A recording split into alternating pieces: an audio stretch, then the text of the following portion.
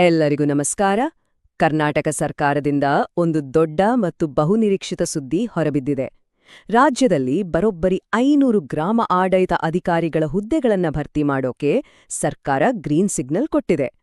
ಹಾಗಿದ್ರೆ ಬನ್ನಿ, ಈ ಹೊಸ ನೇಮಕಾತಿ ಬಗ್ಗೆ ಸರ್ಕಾರ ಹೊರಡಿಸಿರೋ ಅಧಿಕೃತ ಸುತ್ತೋಲೆಯಲ್ಲಿ ಏನಿದೆ ಅಂತ ಪೂರ್ತಿಯಾಗಿ ವಿಶ್ಲೇಷಣೆ ಮಾಡೋಣ.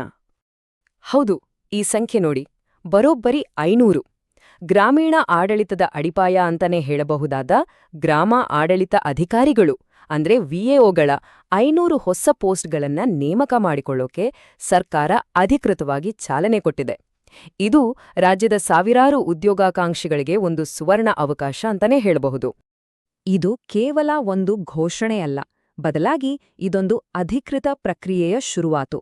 ಸರ್ಕಾರ ಈ ನೇಮಕಾತಿ ಪ್ರಕ್ರಿಯೆಯನ್ನ ಶುರು ಮಾಡೋಕೆ ನಿರ್ದಿಷ್ಟವಾದ ಆದೇಶಗಳನ್ನ ಹೊರಡಿಸಿದೆ. ಇದರರ್ಥ ರಿಕ್ರೂಟ್ಮೆಂಟ್ ಪ್ರಾಸೆಸ್ ಈಗ ಅಧಿಕೃತವಾಗಿ ಸ್ಟಾರ್ಟ್ ಆಗಿದೆ.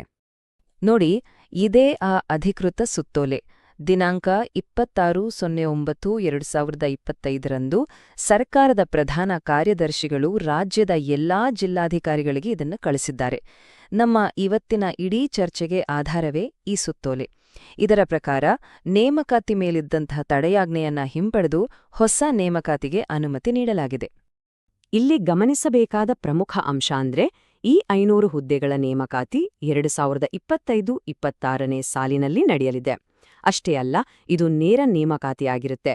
ಅಂದ್ರೆ ಸ್ಪರ್ಧಾತ್ಮಕ ಪರೀಕ್ಷೆಗಳ ಮೂಲಕವೇ ಅರ್ಹ ಅಭ್ಯರ್ಥಿಗಳನ್ನ ಆಯ್ಕೆ ಮಾಡಲಾಗುತ್ತೆ. ಹಾಗಾಗಿ ತಯಾರಿ ಮಾಡ್ಕೊಳ್ತಿರೋರಿಗೆ ಇದು ತುಂಬಾನೇ ಮುಖ್ಯವಾದ ಮಾಹಿತಿ. ಸರಿ, ರಿಕ್ರೂಟ್ಮೆಂಟ್ ಮಾಡಕ್ಕೂ ಮುಂಚೆ ಸರ್ಕಾರ ಮಾಡಬೇಕಾದ ಮೊದಲನೇ ಮತ್ತು ಬಹಳ ಲಾಜಿಕಲ್ ಆದ ಸ್ಟೆಪ್ ಯಾವುದು? ಅದೇ ರಾಜ್ಯದಾದ್ಯಂತ ಎಷ್ಟು ಹುದ್ದೆಗಳು ಖಾಲಿ ಇವೆ ಅನ್ನೋದ್ರ ಬಗ್ಗೆ ನಿಖರವಾದ ಮಾಹಿತಿ ಕಲೆ ಹಾಕೋದು. ಇದು ಇಡೀ ಪ್ರಕ್ರಿಯೆಯ ಫೌಂಡೇಶನ್. ಈ ಪ್ರಕ್ರಿಯೆಯನ್ನ ಸರ್ಕಾರ ಎಷ್ಟು ಸೀರಿಯಸ್ ಆಗಿ ತಗೊಂಡಿದೆ ಅನ್ನೋದು ಇಲ್ಲಿ ಗೊತ್ತಾಗತ್ತೆ. ಎಲ್ಲಾ ಜಿಲ್ಲಾಧಿಕಾರಿಗಳಿಗೂ ತಮ್ಮ ತಮ್ಮ ಜಿಲ್ಲೆಯಲ್ಲಿ ಖಾಲಿ ಇರೋ ಹುದ್ದೆಗಳ ಬಗ್ಗೆ ಮಾಹಿತಿ ಕೊಡೋಕೆ ಕೊಟ್ಟಿರೋ ಟೈಮ್ ಕೇವಲ 1 ವಾರ. ಅಂದ್ರೆ ಸರ್ಕಾರಕ್ಕೆ ಈ ನೇಮಕಾತಿಯನ್ನ ಆದಷ್ಟು ಬೇಗ ಮುಗಿಸ್ಬೇಕು ಅನ್ನೋ ಉದ್ದೇಶ ಇದೆ. ಇಲ್ಲಿ ಇನ್ನೊಂದು ಇಂಟ್ರೆಸ್ಟಿಂಗ್ ವಿಷಯ ಅಂದ್ರೆ, ಸರ್ಕಾರ ಯಾವ ರೀತಿ ಮಾಹಿತಿ ಕೇಳಿದೆ ಅನ್ನೋದು.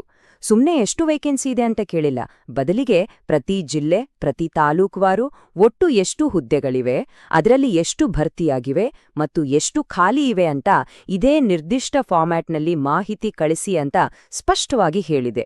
ಇದು ಪಾರದರ್ಶಕತೆ ಮತ್ತು ನಿಖರತೆಗೆ ಸರ್ಕಾರ ಕೊಡ್ತಿರೋ ಪ್ರಾಮುಖ್ಯತೆಯನ್ನ ತೋರಿಸುತ್ತೆ.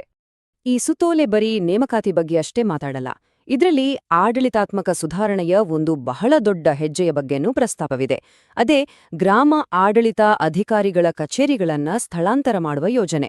ಇದು ಗ್ರಾಮೀಣ ಆಡಳಿತ ವ್ಯವಸ್ಥೆಯಲ್ಲಿ ಒಂದು ಹೊಸ ಅಧ್ಯಾಯವನ್ನೇ ಶುರು ಮಾಡಬಹುದು. ಹಾಗಿದ್ರೆ ಈ ಆಫೀಸ್ಗಳನ್ನ ಎಲ್ಲಿಗೆ ಶಿಫ್ಟ್ ಮಾಡೋಕೆ ಸರ್ಕಾರ ಪ್ಲಾನ್ ಮಾಡ್ತಿದೆ? ಇದು ಹಳ್ಳಿಯ ಮಟ್ಟದಲ್ಲಿ ಆಡಳಿತದ ಮೇಲೆ ಯಾವ ರೀತಿ ಪರಿಣಾಮ ಬೀರ್ಬೋದು? ಇದರ ಉತ್ತರ ಮುಂದಿದೆ. ಉತ್ತರ ಇಲ್ಲಿದೆ: ಗ್ರಾಮ ಪಂಚಾಯಿತಿ ಕಚೇರಿಗಳು. ಹೌದು, ಗ್ರಾಮ ಆಡಳಿತ ಅಧಿಕಾರಿಗಳ ಆಫೀಸ್ಗಳನ್ನ ಇನ್ಮುಂದೆ ಗ್ರಾಮ ಪಂಚಾಯಿತಿ ಕಟ್ಟಡಗಳಿಗೆ ಸ್ಥಳಾಂತರಿಸಬೇಕು ಅಂತ ಸರ್ಕಾರ ನಿರ್ದೇಶನ ಕೊಟ್ಟಿದೆ. ಇದರ ಹಿಂದಿರೋ ಉದ್ದೇಶ ತುಂಬಾ ಸರಳ. ಗ್ರಾಮ ಮಟ್ಟದ 2 ಪ್ರಮುಖ ಆಡಳಿತದ ಕೇಂದ್ರಗಳು ಒಂದೇ ಕಡೆ ಇದ್ರೆ ಜನರಿಗೂ ಅನುಕೂಲ, ಆಡಳಿತಕ್ಕೂ ಸಮನ್ವಯ ಸಾಧಿಸೋಕೆ ಸುಲಭ ಆಗುತ್ತೆ.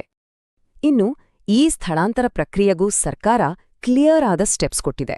ಮೊದಲನೇದಾಗಿ, ಗ್ರಾಮ ಪಂಚಾಯಿತಿ ಕಟ್ಟಡಗಳಲ್ಲಿ ಜಾಗ ಇದೆಯಾ ಅಂತ ಗುರುತಿಸಬೇಕು. ಎರಡನೇದು, ಅಲ್ಲಿರೋ ಸೌಲಭ್ಯಗಳು ಅಂದ್ರೆ ಇನ್ಫ್ರಾಸ್ಟ್ರಕ್ಚರ್ ಹೇಗಿದೆ ಅಂತ ವರದಿ ಮಾಡಬೇಕು. ಮತ್ತು ಮೂರನೇದಾಗಿ, ಹೊಸ ವಿಎಒ ಆಫೀಸ್ಗಳು ಮತ್ತು ಗ್ರಾಮ ಪಂಚಾಯಿತಿಗಳ ಸಂಖ್ಯೆ ಬಗ್ಗೆ ಮಾಹಿತಿ ಕೊಡಬೇಕು.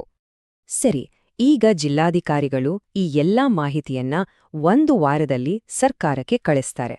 ಆಮೇಲೇನಾಗತ್ತೆ? ಈ ನೇಮಕಾತಿ ಪ್ರಕ್ರಿಯೆ ಹೇಗೆ ಮುಂದೆ ಹೋಗುತ್ತೆ? ಈಗ ಅದನ್ನು ನೋಡೋಣ.